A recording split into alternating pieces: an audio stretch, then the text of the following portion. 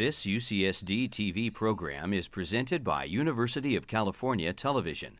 Like what you learn? Visit our website or follow us on Facebook and Twitter to keep up with the latest programs.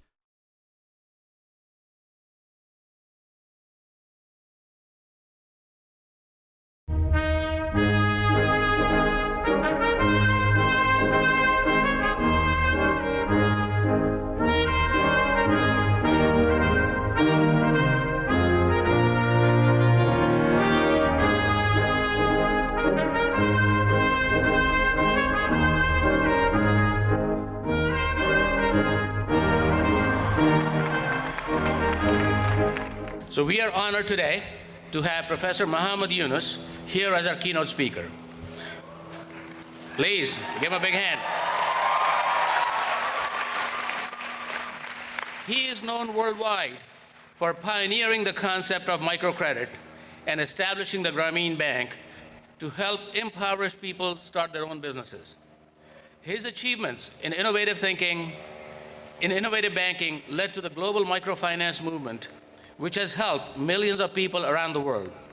In 2006, the Nobel Peace Prize was awarded jointly to Professor Younus and the Grameen Bank for their efforts to create economic and social development from below. He has devoted his whole life to empowering people, especially people without means, by providing them with opportunities. So when we invited Professor Younus to be our keynote speaker, we knew that his personal story and his achievements would inspire you all. He has shown that one idea, one loan, one act of kindness can actually transform a life, can transform a community and a society. His commitment to social mobility and human rights aligns with UC San Diego's mission of service and our tradition of being ranked 6 years in a row as the #1 university in the nation by Washington Monthly for our contributions, for your contributions to public good. All of this makes Professor Younus the ideal speaker for UC San Diego's first all-campus commencement in 16 years. It also makes him the ideal person to receive the UC San Diego Medal. It is the highest honor given by the university in recognition of significant accomplishments in life. It has been awarded only 11 times since it was first awarded in 1987. So Professor Younus, before you impart your words of wisdom, it is my honor to present you with the UC San Diego Medal. Please join me.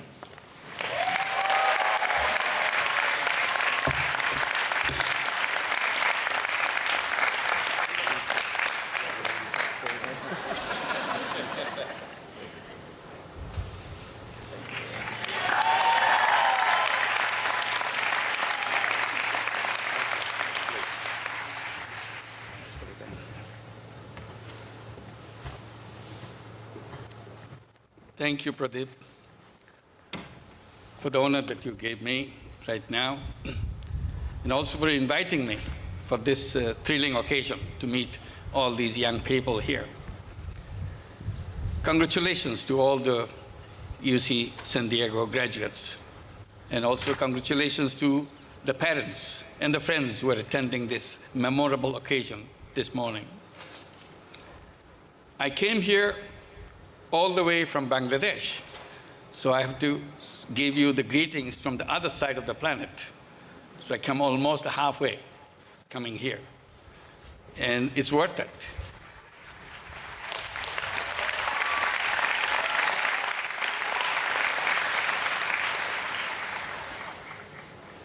You are graduating from UC San Diego.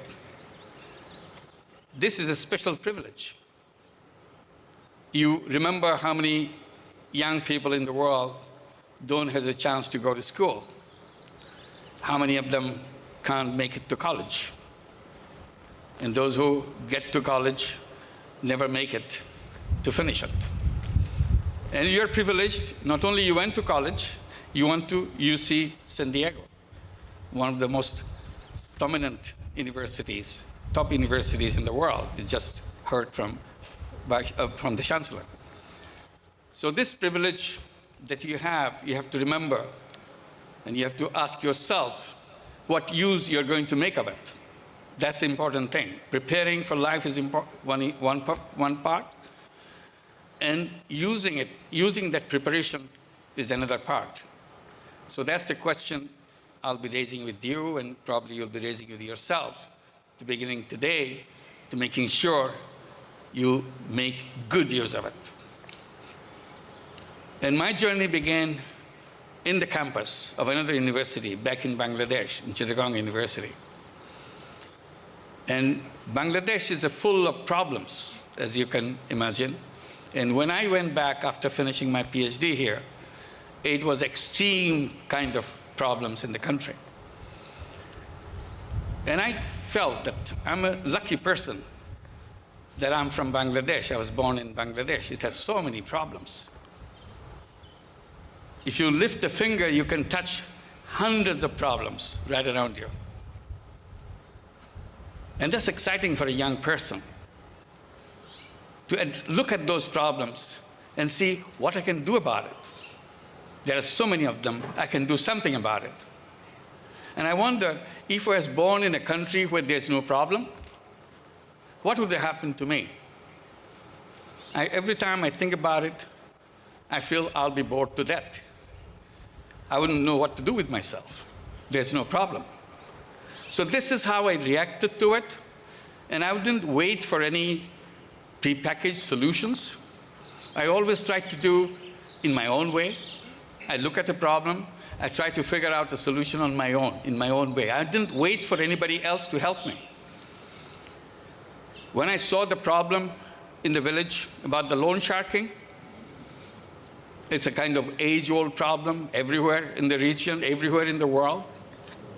But nobody seemed to do anything about it. And I see face to face in a village next door to the university campus. Suddenly it occurred to me, I can do something about it. Why don't I lend money myself? If I lend money, they don't have to go, people don't have to go to loan sharks.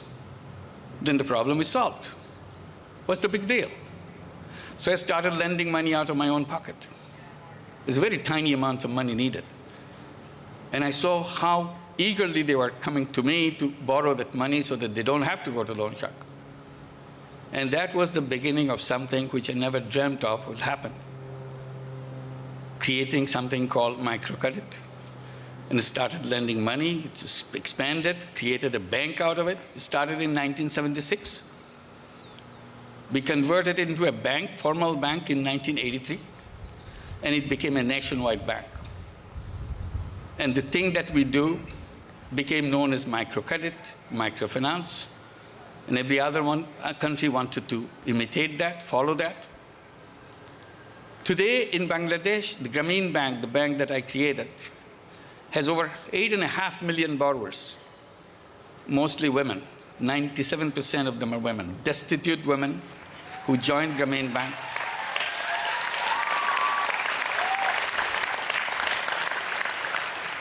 Not only they borrow money from Grameen Bank, they own the bank itself. They sit in the board of the bank. They decide the policies of the bank. So it's a very strange bank in that way. It's a bank owned by poor women. And it's a bank which is run by poor women as a policymakers. And we have been, let me take it off. It's trying to blow away. It's a bank which is at the service of the poor women everywhere. The basic principle that we put right away, people should not come to bank, bank should go to people. Still, wherever the microcredit programs are done, it's the same principle. They don't have to come to the program. The people go and serve them at their doorstep. So all these 8.5 million borrowers in all the villages of Bangladesh, which is 80,000 villages in Bangladesh, we meet them every week, serve them at their doorstep. And people think lending tiny little money is what is microcredit. That's not true. The whole microcredit is challenging the existing banking system. We are almost opposite of the conventional banking. People tell me, how did you decide the rules and policies of the bank? How do you design all those things, all the intricate details? I say it's very simple. Whenever we needed a policy and we needed a rule, we just look at the conventional bank, how they do it. Then we do the other way. We do the opposite. They go to the rich, we go to the poor. They go to men, we go to women. They go to the city center, we go to remote villages. Even today, after 40 years of our work, still there's not a single branch of Grameen Bank. Grameen Bank has 2,600 branches in the country of Bangladesh. Not a single branch is located in any city, any town, any township in the country. It's all in the village. So we reverse that. Conventional banks ask for collateral. We dismiss that thing. We said it's a wall which separates people, poor people, from the banking system. So we kind of pulled down that wall. We said no collateral. We just do business on the basis of trust. Since there is no collateral, there is no document. There is no legal document between the lender and the borrower.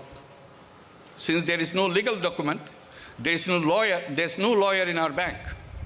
It's the only bank in the world which is lawyer-free.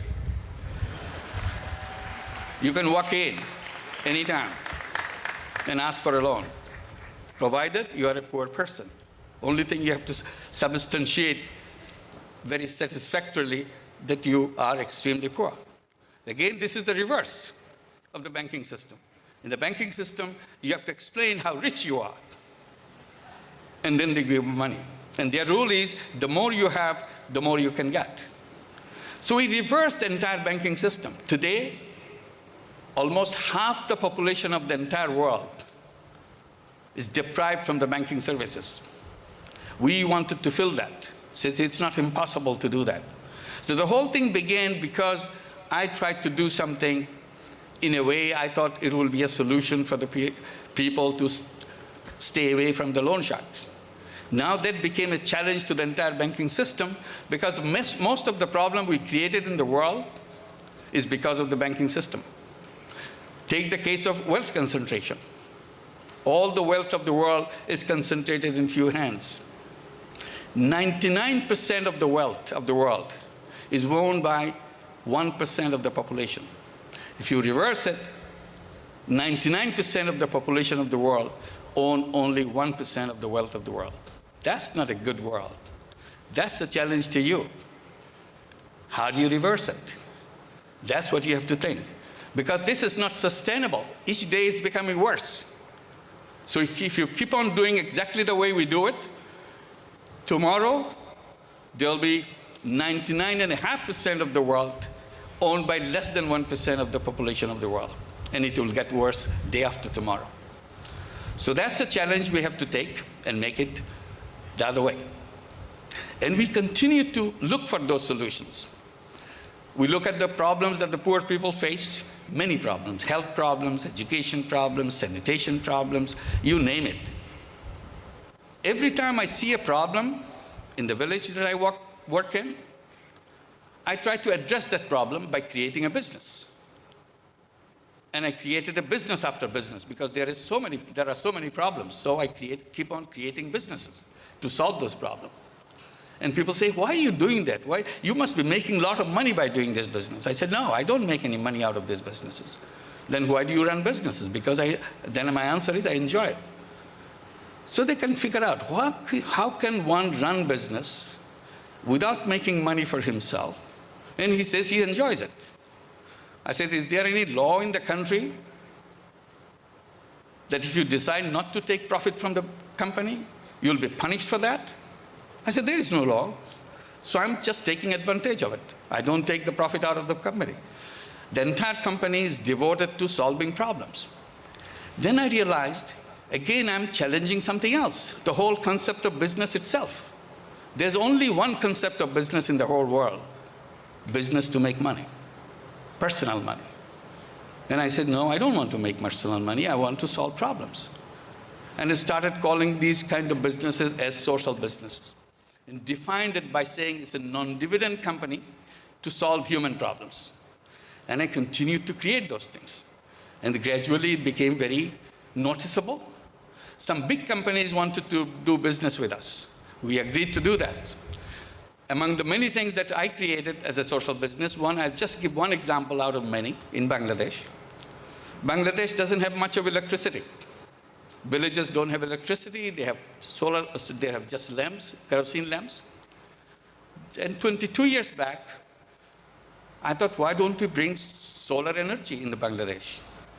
I have no idea about solar energy. All I read in the newspaper, that's all. So I talked to people who knows about solar energy. They said, no, it doesn't fit good in Bangladesh. It's good for Europe, it's good for North America, but not for Bangladesh. I said, why not? So I figured that out. I said, I can make it happen.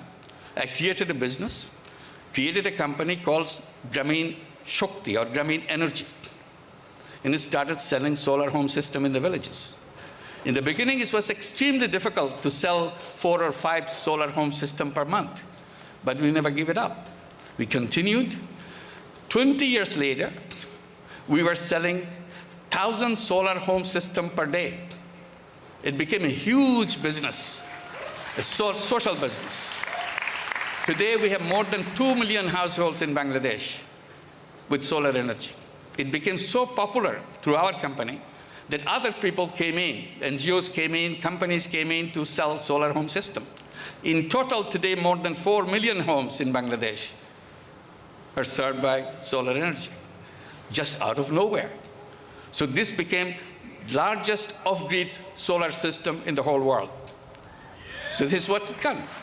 So it's an idea. You don't have to know everything. I didn't know anything about banking.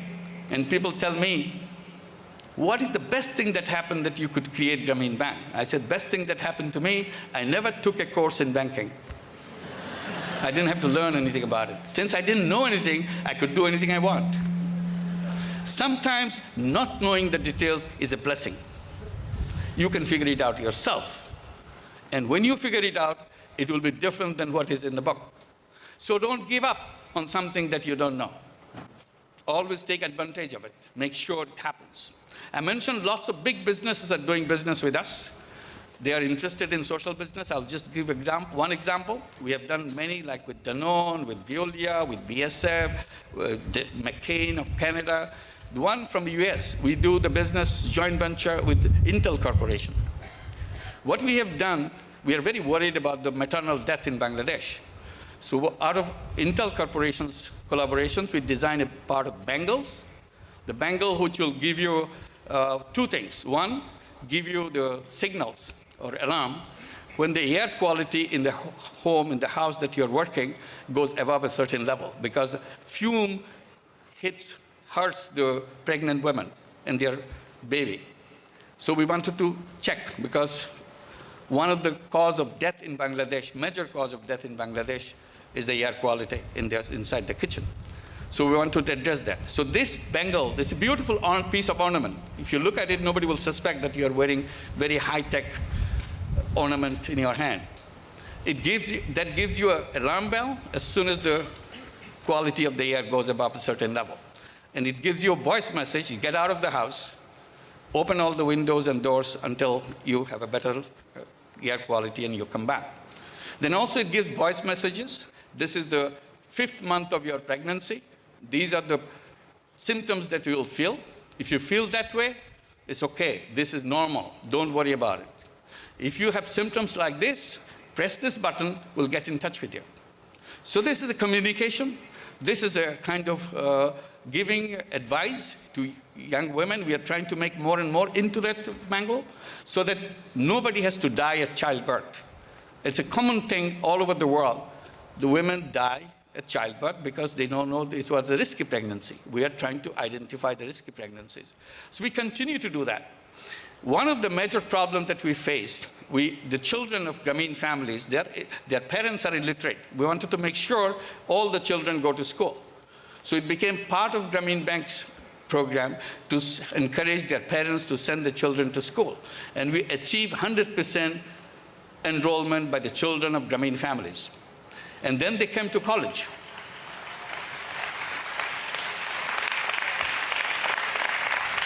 We gave them education loans so that they can go to the college, so they don't have to worry about money. And many went to higher education, went to get their master's degree, get their PhDs. Grameen Bank provided the support.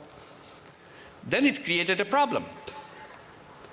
Thousands and thousands of those young people coming out of the colleges and universities with degrees, no jobs. They keep complaining. Why did we have education? There is no job. In the beginning, I didn't know how to respond to that. Then I figured out what to say. Then I challenged them. I said, who asked you to have a job? They couldn't answer that question. Did your book tell you that you have to have a job? Did your teacher tell you to have a job? And I tell them, always remember, job is a wrong idea. Don't ever look for a job. Always tell yourself that I'm a job creator. I'm not a job seeker, I'm a job creator. So be a job creator.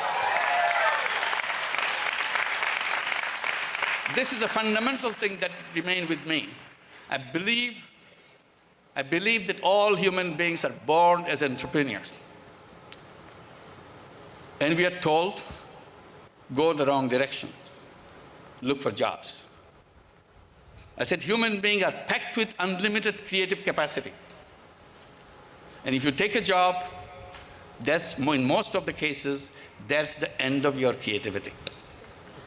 Even if you are allowed some part of your creativity to be used in your job, mostly in selling some insignificant product, insignificant things, that's about the creativity you can use. Otherwise, it's a repetitive process.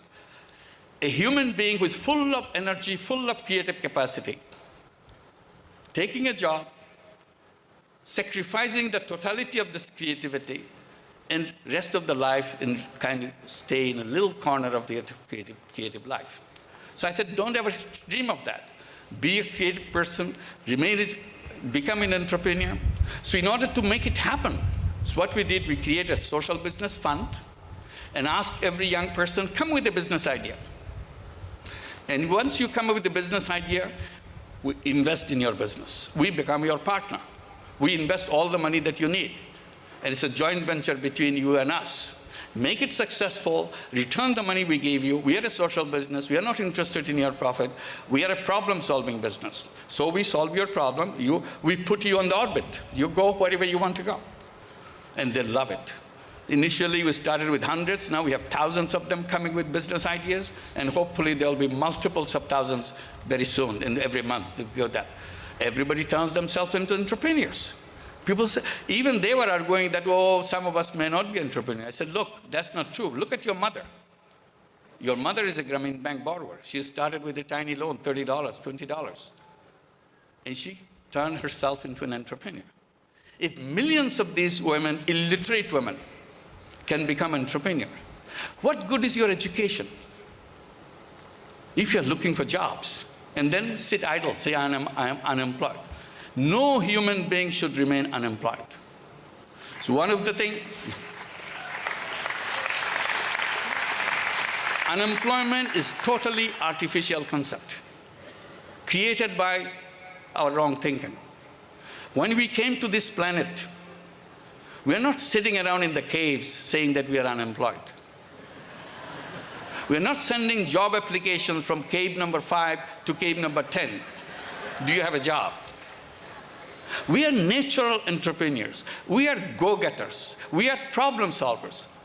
Our education system made us forget that, made us into tiny little job seekers. So unless we come out of this, discover ourselves, that's the chance you got. Discover yourself. Be somebody that you want to be. And find out who you are, what you want to do, what's the purpose of your life. Without defining your purpose of life, everything will become immaterial. It doesn't have any direction. So what I do, I put my purpose of life or my destination of life in 3 zeros. Zero number 1, zero poverty in the world. This is what I work for every day, so that we can create a world. We can create a world, there's not a single person anywhere in the world will remain a poor person. And then I say we create poverty museums, so that next generation will go to the poverty museums to find out what poverty used to be like.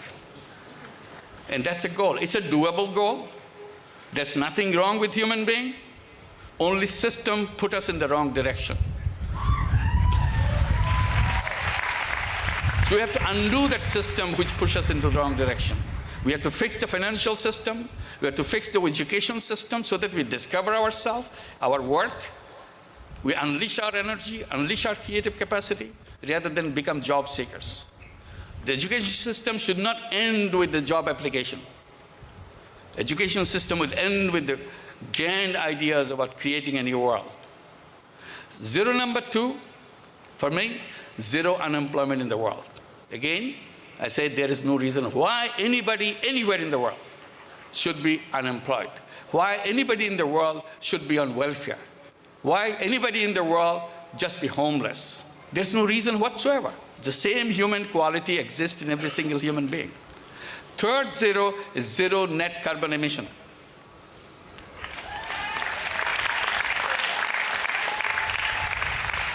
We have to do it. We can do it. Finally, the non-believers are coming to become believers. We had a signed agreement in Paris, and we make sure we make it happen very fast. It can be done. When we put all this together, 3 zeros implemented, all the zeros are accomplished, we laid down the foundation of another world. We create new civilization for us.